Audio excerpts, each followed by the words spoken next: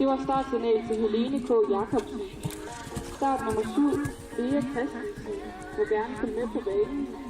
Og start nummer 8, Civil Tenol, det er så klar på opvarmning. Foregående rytter sluttede hovedspringen med 14 fejl, hvor 2 var for tidsfejl, og tiden var 70,70. Det fejlfri tid er 69.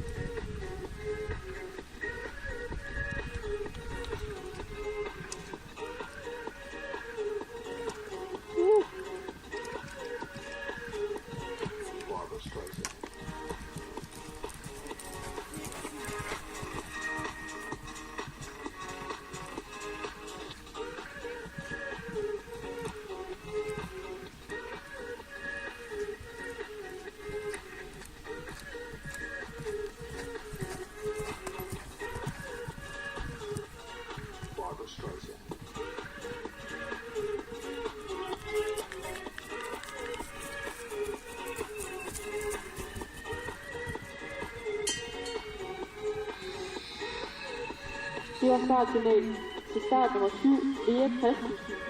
Start nummer 8, Civil Tenol, det er følge med på banen. Og start nummer 9, Frederikke Svendgaard, det er så klar på opvarmning.